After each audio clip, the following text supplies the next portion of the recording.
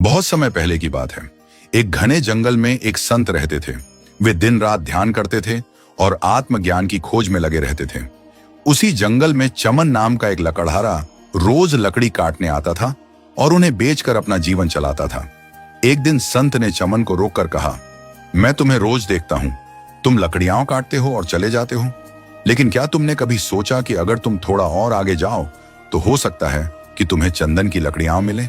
चमन हंसकर बोला, बाबा, ये कैसे हो सकता है?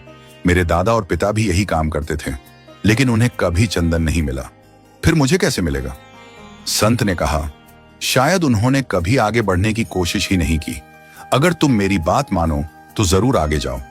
अगले दिन चमन ने संत की बात मान ली और थोड़ा आगे गया। कुछ दूर जाने पर उसे सच में चंदन के पेड़ मिल गए।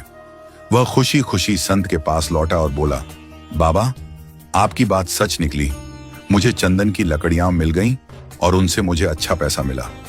संत बोले, अब तुम चंदन से कमाई कर रहे हो, लेकिन क्या तुमने सोचा कि अगर तुम और आगे जाओ तो क्या मिल सकता है?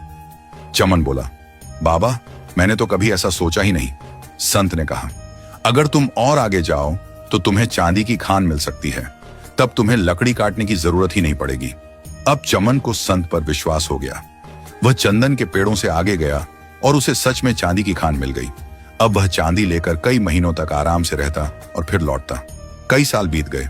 एक दिन संत ने फिर चमन से पूछा, क्या अब भी तुम चांदी ही ले जा रहे हो? कभी सोचा कि आगे कुछ और हो सकता है? चमन बोला, बाबा, मैंने तो नहीं सोचा। संत ने कहा, अगर तुम और आगे जाओ तो तुम्हें सोने की खान मिल सकती है। चमन फिर आगे बढ़ा और उसे सच में सोने की खान मिल गई। अब वह साल में एक बार सोना लेकर आता और अच्छे से जीवन बिताता। कुछ समय बाद संत ने फिर पूछा, क्या तुमने कभी सोचा कि सोने से आगे भी कुछ हो सकता है? चमन ने कहा, सोने से भी कीमती क्या हो सकता है? संत बोले, आगे हीरों की खान है, अगर तुम वहां जाओगे तो तुम्हें अनमोल हीरे मिल सकते हैं।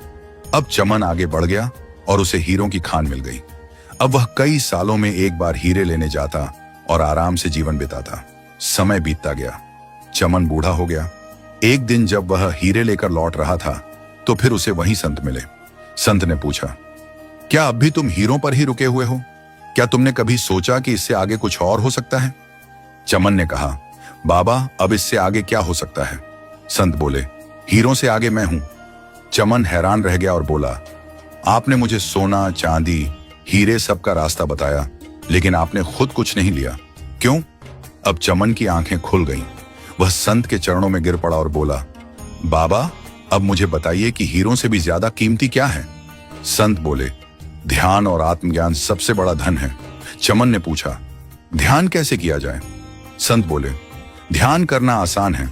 शांत बैठो, आंखें बंद करो और अपने भीतर देखो। जो भी विचार आए उन्हें रोको मत, बस बहने दो। धीरे धीरे विचार रुक जाएंगे और तुम्हारे भीतर आत्मज्ञान का प्रकाश फैल जाएगा। यही असली खजाना है जो दुनिया की किसी भी दौलत से बड़ा है।